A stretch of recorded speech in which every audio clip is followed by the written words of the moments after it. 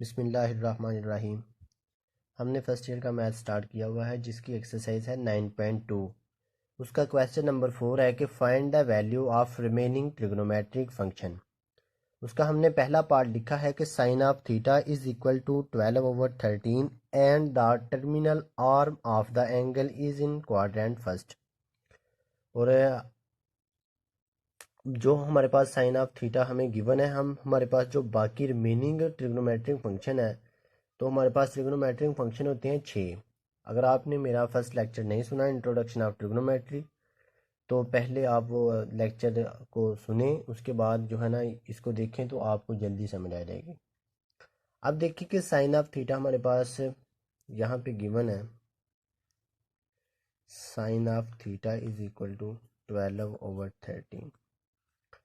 और जो मैंने इंट्रोडक्शन ऑफ ट्रिग्नोमेट्री उसमें बताया था कि साइन ऑफ थीटा इक्वल होता है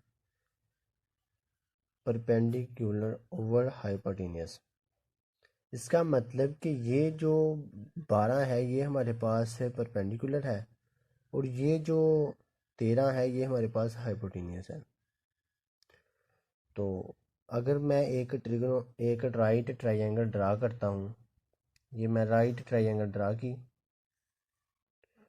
हमें ये हमारे पास परपेंडिकुलर है, ये हमारे पास हाइपोटेन्यूस है और ये बेस है। हमें परपेंडिकुलर का पता है कि ये हमारे पास 12 है, हाइपोटेन्यूस का भी पता है कि 13 है, और बेस का हमें नहीं पता। तो हम बाय अप्लाइंग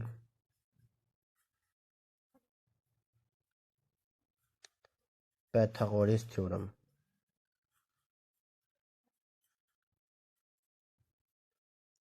पाइथागोरस थ्योरम को अप्लाई करते हैं, हमारे पास होता है वो हाइपोटेन्यूस का square is equal to perpendicular का स्क्वायर प्लस बेस का स्क्वायर।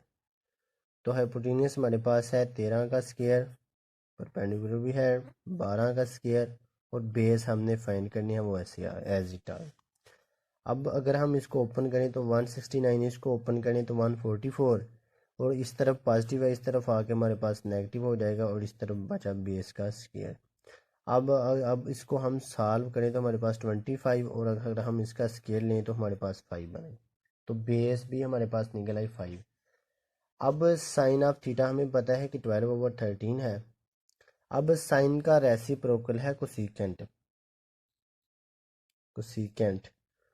तो इसको अगर हम रेसिप्रोकल है तो ये कोसेकेंट की भी वैल्यूज़ निकल आई कि हमने ये जो हमें 12/13 गिवन था कि साइन ऑफ थीटा अगर बराबर होता है परपेंडिकुलर और हाइपोटेन्यूस के, तो कोसेकेंट बराबर होता है हाइपोटेन्यूस ओवर परपेंडिकुलर के, तो ये हमने उसकी वैल्यूज़ निकल आई। अब उसके बाद कॉज ऑफ थीटा की वैल्यू फाइंड करते हैं, तो वो हमारे पास इक्वल होता है बेस ओवर हाइपोटेन्यूस के। तो बेस हमारे पास निकल आई है 5, हाइपोटेन्यूस का हमें पता है कि हमारे पास 13 है, तो ये कॉज ऑफ थीटा की वैल्यूज़ भी निकल आई।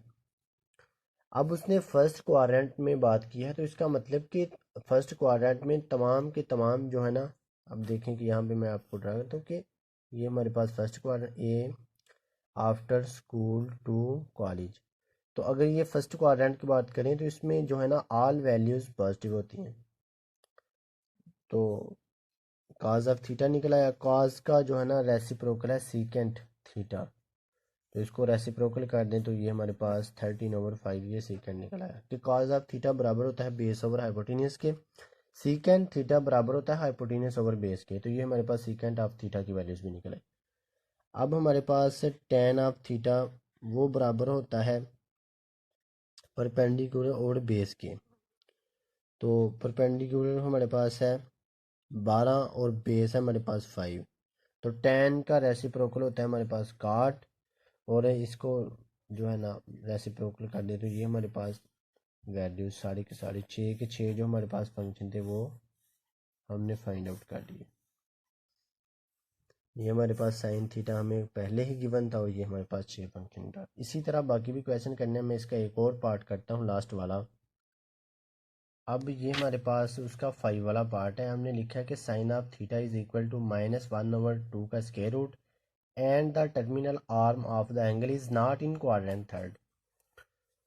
मैं यहाँ पे लिखता हूँ कि sine of theta is equal to -1/2 का स्क्वायर रूट।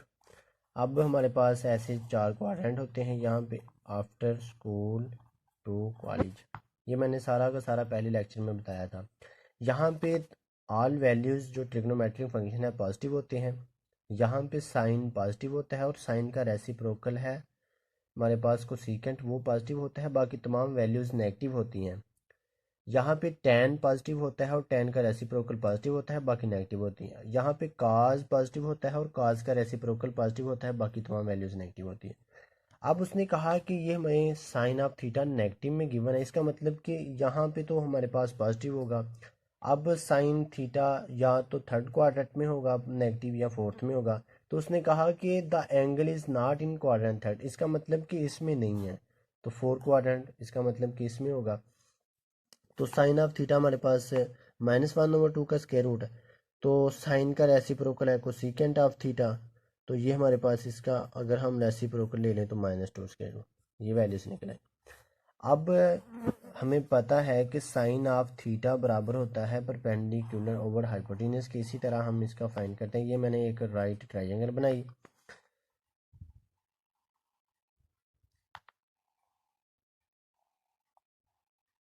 चलें जी, ये लाइट है, ये हमारे पास परपेंडिकुलर होता है और परपेंडिकुलर है हमारे पास 1। ये हाइपोटेनियस है तो वो है हमारे पास 2 का स्क्वायर रूट, और ये बेस हमने फाइंड करनी है। हम फिर बाय अप्लाइंग या by using Pythagoras theorem apply करते हैं। यहाँ पे पैथागोरस थ्योरम,